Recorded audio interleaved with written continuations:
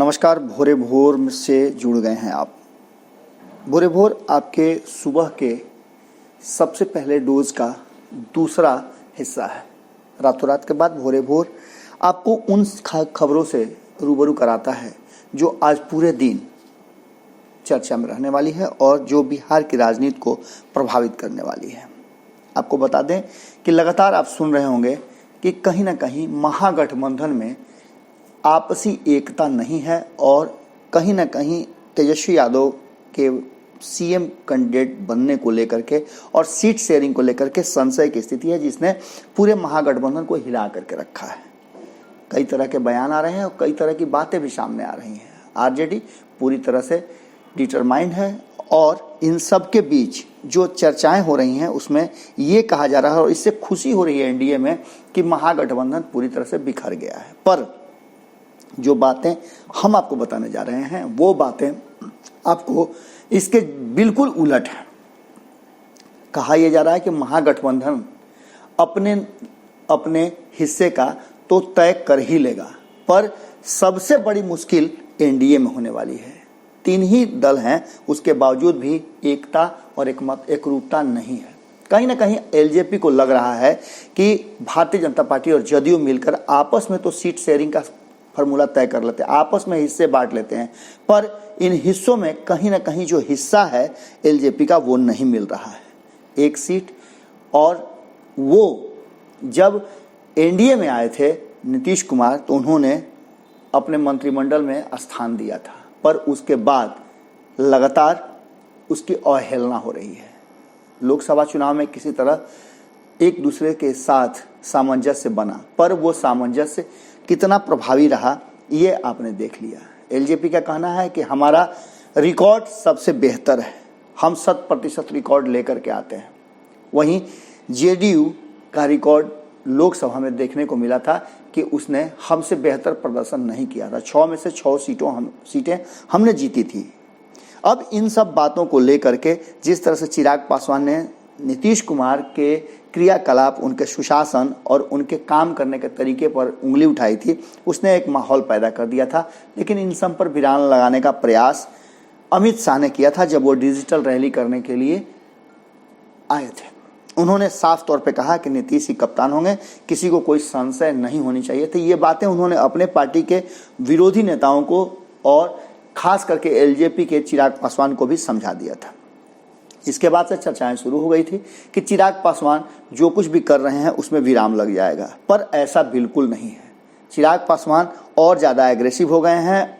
चर्चाएं हमने तब भी किया था कि कहीं एक प्लानिंग के तहत तो ऐसा नहीं हो रहा है, कहीं नीतीश कुमार को टटोलने के लिए भारतीय जनता पार्टी के तरफ से एक सोची समझी रणनीति के तहत तो चिराग पासवान नहीं कर रहे हैं। खैर, ये तो बातें राजनीतिक हैं। हमारे सूत्र बता रहे हैं कि चिराग पासवान ने एक और बम फोड़ दिया है जो एनडीए को पूरी तरह से तहस नहस कर देगा। हमने आपको आज से 8 महीने पहले ये बात बताई थी, जब उपचुनाव समाप्त हो गए थे तब चिराग पासवान की पार्टी के तरफ से ये बातें आई थी कि उन्होंने 119 सीटों पर अपनी तैयारियां कर ली हैं। बिहार में विधानसभा की 243 सीटें हैं, जिसमें से चिराग पासवान 119 सीटों पर अपनी पार्टी के उम्मीदवार खड़े करने की तैयारियां कर रहे हैं। उन्होंने साफ तौर पर कह दिया है कि वो 119 सीटों पर तैयारी करेंगे और वीडियो कॉन्फ्रेंसिंग के जरिए भी उन्होंने अपनी बातें अपने पार्टी के कार्यकर्ताओं को रख दी है। बैठक के दौरान चिराग ने कहा कि पार्टी पहले से ज़्यादा मजबूत हुई है, जिसका उदाहरण आप सब 119 लोग हैं जो पिछले 8 महीने से लगातार क्षेत्र में लगे हुए हैं। पार्टी ने 31 लाख लोगों की सदस्यता बिहार में कर रखी है, जिसका लाभ भी चुनाव में मिलने जा रहा है एलजेपी को। और ऐसी स्थिति में हम अपने लोगों को पीछे नहीं छोड़ सकते हैं, न ही अपनी हिस्सेदारी छोड़ सकते हैं। चिराग पासवान के इस बयान के बाद से माहौल गर्मा गया है। चिराग पासवान लगातार जिस तरह से नीतीश कुमार पर हमले कर रहे हैं और जिस तरह से वो अपनी बातें अपनी पार्टी के आइडियोलॉजी और सीटों को लेकर के आगे बढ़ कर के बोल रहे हैं, उस पर अभी तक कोई भी चर्चा और बात नहीं आई है। हालांकि अमित शाह ने साफ तौर पे कह दिया था कि नीतीश कुमार के नेतृत्व में ही एनडीए चुनाव लड़ेगी। अब चूंकि उन्होंने ये बातें कही हैं तो बातों पर विराम लग जाना चाहिए था, पर ऐसा बिल्कुल नहीं है। स्थिति ऐसी है कि भारतीय जनता पार्टी के कुछ नेता हैं जो अभी भी इन सब बातों को बोल रहे हैं। वहीं चिराग पासवान अलग पार्टी के हैं, उन पर भारतीय जनता पार्टी का कितना दबाव और कितना प्रभाव पड़ेगा ये आप समझ सकते हैं। चिराग पासवान अपनी पार्टी के सुप्रीमो हैं। अपने पिता के बाद उन्होंने उत्तराधिकार के रूप में पार्टी का कमान संभाला है और वो एक रणनीति के तहत अपना संचालन कर रहे हैं। इस पर उन्होंने साफ तौर पे जिस तरह से बातें की है, जिस तरह से नीतीश कुमार की वो किरकिरी करा रहे हैं, उससे ऐसा लगता है कि एनडीए में सब कुछ ठीक नहीं है। अब आपको बता दें कि इस चिराग पासवान के बयान के बाद मोर्चा आरसीपी सिंह ने संभाल लिया है। इससे पहले आपको बता दें कि चिराग पासवान ने स्पष्ट तौर पे कहा है कि नीतीश कुमार जी संभाल लीजिए, वरना बहुत मुश्किल में पड़ जाएंगे, और मुश्किल में ही नहीं पड़ेंगे, आपको समस्याएं भी बहुत सारी होंगी। समस्याओं को अगर संभालना है, अगर आपको बैलेंस नहीं बिगाड़ना है एनडीए का, तो आपको अपने लोगों को और अपने आसपास हो रही घटनाओं को, बयानबाजियों को रोकना चाहिए। हमारा हिस्सा हमें चाहिए। इन सब बातों पर जब पानी सर से ऊपर होने लगा तो आरसीपी सिंह, जो 3 महीने के बाद पूरे एक्शन में आए हैं और लगातार अब नीतीश कुमार के साथ संगठन को मजबूत करने और नीतीश कुमार को एक बार फिर से मुख्यमंत्री बनाने के लिए वो प्रयासरत हैं, पूरा सामंजस्य बिठाकर चल रहे हैं। आते ही उन्होंने धड़ाधड़ बयान दे दिए, धड़ाधड़ हमला शुरू हो गया और धड़ाधड़ उन्होंने कहीं ना कहीं तेजस्वी यादव और आरजेडी के साथ महागठबंधन पर हमले शुरू कर दिए। इससे लगा कि एक बार फिर से जदयू पूरे ताकत के साथ उतर आई है। जब अमित शाह के बयान के बाद मामला नहीं सलटा तो आरसीपी सिंह ने मोर्चा संभाला और चिराग पासवान को सीधे तौर पे नसीहत दे दी। उन्होंने कहा कि चिराग पासवान शायद भूल रहे हैं और उनकी भाषा भी बदल गई है, जो गलत है। उन्हें पता होना चाहिए और खूब अच्छी तरह से जानते हैं कि चिराग पासवान को किसने सांसद बनाया। आरसीपी सिंह ने कहा कि जिन्हें हमने सांसद बनवाया उनकी भाषा बदल गई है। खास बात यह है कि चिराग पासवान के संसदीय क्षेत्र के जेडीयू कार्यकर्ताओं को आरसीपी सिंह ने कई तरह की बातें कही और ये कहा कि उन्हें स्थापित कराने में जदयू की कितनी बड़ी भूमिका है, ये चिराग पासवान और उनके पिता खूब अच्छी तरह से जानते हैं। चिराग पर सीधा हमला करते हुए उन्होंने कहा कि मुख्यमंत्री नीतीश कुमार बारी बारी जिलों के जेडीयू कार्यकर्ताओं के साथ वीडियो कॉन्फ्रेंसिंग के जरिए बात कर रहे हैं। इससे पहले भी चिराग पासवान को पता है कि कैसे 2014 में वो जब बने थे सांसद, उसके बाद से जिस तरह से उन्होंने क्षेत्र के में लोगों को निसहाय छोड़ दिया, उसके बाद 2019 में उनके विरोध में लोग बातें कर रहे थे, तब नीतीश कुमार ने उन्हें संभाला।